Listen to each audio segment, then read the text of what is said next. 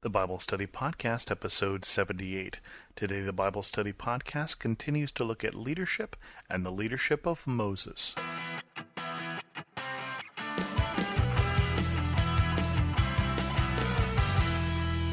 Welcome to the Bible Study Podcast. I'm your host, Chris Christensen. As we look at the leadership of Moses, I'm not planning on looking at all of the first 5 books of the Bible or the Torah, but especially at a few particular times where we can learn something from the leadership of Moses. And so the first one comes from Exodus 18. And this is after the children of Israel have escaped from Egypt and gone through the Red Sea. And while they're still camped near Mount Sinai, Jethro, who is Moses' father-in-law, comes to them. And I'm going to skip over the first part of the chapter and come to verse 13. The next day Moses took his seat to serve as judge for the people, and they stood around him from morning till evening. When his father-in-law saw all that Moses was doing for the people, he said, "What is this that you are doing for the people? Why do you alone sit as judge, while all these people stand around you from morning till evening?" Moses answered him, "Because the people come to me to seek God's will. Whenever they have a dispute, it is brought to me, and I decide between the parties and inform them of God's decrees and laws." Moses' father-in-law replied, "What you are doing is not good. You and these people who come to you will only wear yourselves down. The work is too heavy for you. You cannot handle it alone. Listen now to me, and I will give you some advice, and may God be with you. You must be the people's representative before God and bring their disputes to him.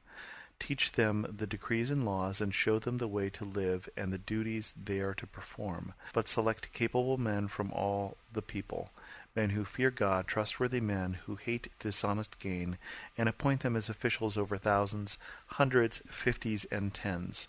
Have them serve as judges for the people at all times, but have them bring every difficult case to you. The simple cases they can decide themselves. That will make your load lighter, because they will share it with you. If you do this, and God so commands, you will be able to stand the strain, and all these people will go home satisfied." Moses listened to his father-in-law and did everything he said.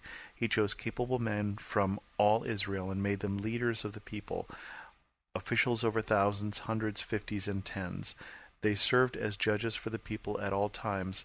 The difficult cases they brought to Moses, but the simple ones they decided themselves. So I think some of the things the Bible teaches us about leadership, like in this example here with Moses, are not uncommonly spiritual ideas. In the leadership of God's people, as in the leadership in a lot of different places, Moses had to learn 2 different things. One, he had to take advice. He was a person in authority, but he needed to listen, in this case, to the wisdom of his father-in-law, because his father-in-law had advice for him, and so he had to learn that a leader is not necessarily the person with the only ideas or with the best ideas. And so he had to listen and humble himself at that point to say that somebody else's ideas may be better. And so he listened to his father-in-law, Jethro, who said, "You need to learn to delegate." Now, I can share Moses' experience, although on a much, much smaller scale, when I had a position at work and I had 22 direct reports because I wasn't willing to delegate some of those decisions to other people. And Moses has to learn that not everything has to be decided by you. Yes, the people look to you for authority, but if you could codify some of these things and let other people make some of those easier decisions, it would be better not just for you, because you wouldn't have to work as hard, but also for these people who are waiting in the hot sun for him to make decisions. So being the leader sometimes means letting go of responsibility. It doesn't always mean that everything has to end with you. And Moses wasn't, in fact, doing his organization, in this case the children of God, the people of Israel, any good by insisting that he be the one that everyone came to for judgments. One of the next times we see Moses' leadership in Exodus is in chapter 32, and that's that whole golden calf thing. Basically, while Moses is tarrying on the mountain to get the 10 Commandments and a lot of other laws, the people set up an idol. And then God says to Moses, "Go down, because your people whom you brought out of Egypt have become corrupt. They have been quick to turn away from what I commanded them, and have made themselves an idol cast in the shape of a calf. They have bowed down to it and sacrificed to it, and have said, 'These are your gods, O Israel, who brought you out of Egypt. I have seen these people, the Lord said to Moses, and they are a stiff-necked people. Now leave me alone so that my anger may burn against them, and that I may destroy them. Then I will make you a great nation. But Moses sought the favor of the Lord his God. O Lord, he said, why should your anger burn against your people, whom you brought out of Egypt with great power and a mighty hand? Why should the Egyptians say it was with evil intent that he brought them out, to kill them in the mountains and to wipe them off the face of the earth? Turn from your fierce anger, relent, and do not bring disaster on your people. Remember that your servants Abraham, Isaac, and Israel, to whom you swore by your own self, I will make your descendants as numerous as the stars in the sky, and I will give your descendants all this land I promised to them, and it will be their inheritance forever. Then the Lord relented and did not bring on his people the disaster he had threatened. Did you notice one interesting thing about this section is God calls the people of Israel Moses' people in that first part. Go down because your people whom you brought out of Egypt, God says to Moses. And Moses calls them your people. It sounds a little like, do you know what your son did today?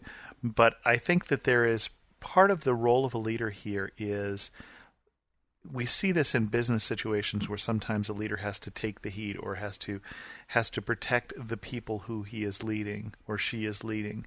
And Moses did this for his people. He had to basically deflect God's anger long enough to preserve them.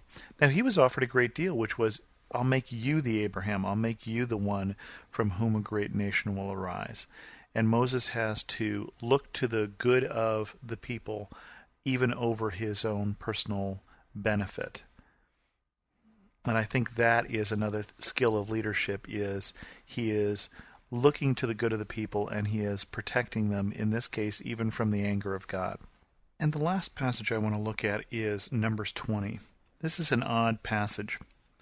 In the first month, the whole Israelite community arrived at the desert of Zin, and they stayed at Kadesh. There Miriam died and was buried. Now there was no water for the community, and the people gathered in opposition to Moses and Aaron.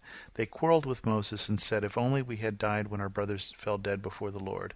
Why did you bring the Lord's community into this desert, that we and our livestock should die here? Why did you bring us up out of Egypt to this terrible place? It has no grain or figs, grapevines or pomegranates, and there is no water to drink. Moses and Aaron went from the assembly to the entrance to the tent of meeting and fell face down, and the glory of the Lord appeared to them.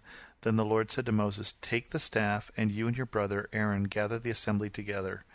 Speak to the rock before their eyes, and it will pour out its water. You will bring water out of the rock for the community, so that they and their livestock can drink. So Moses took the staff from the Lord's presence just as he commanded him.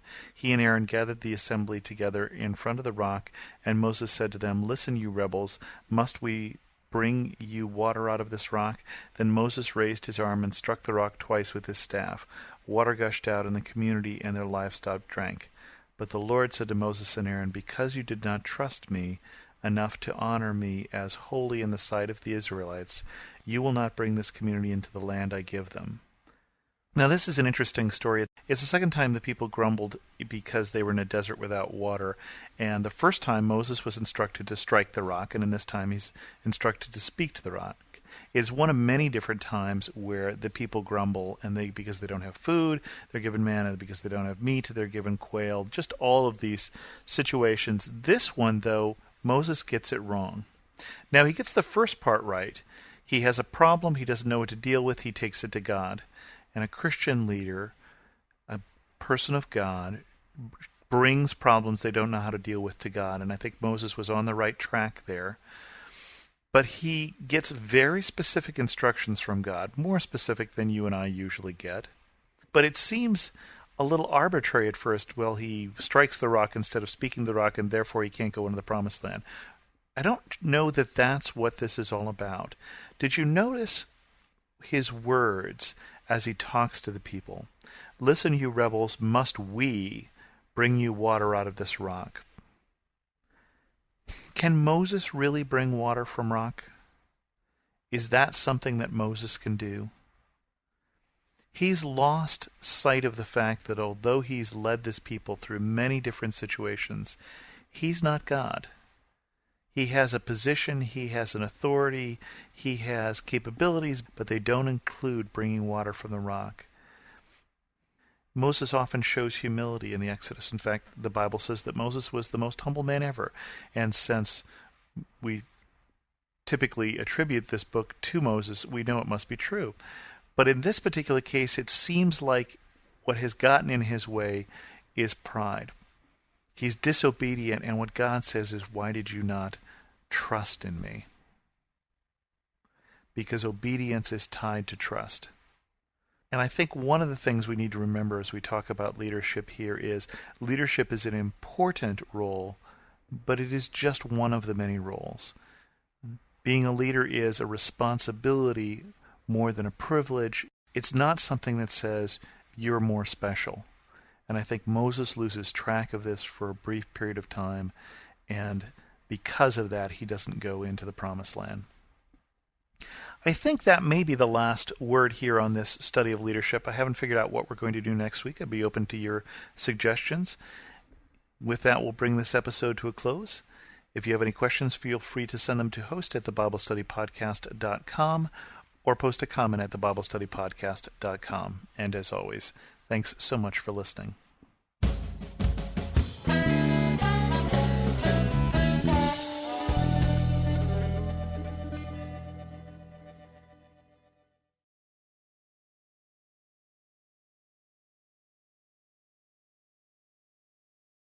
For some of us, personal finances aren't just personal. They include loved ones, neighbors, the communities we call home, and the causes we hold in our hearts. At Thrivent, planning your finances is bigger than just money. We help you put your plans into motion and faith into action so you can do more for the ones in your heart. Because sometimes all you need to make a difference is someone to help you make it happen. Thrivent, where money means more. Connect with us at Thrivent.com.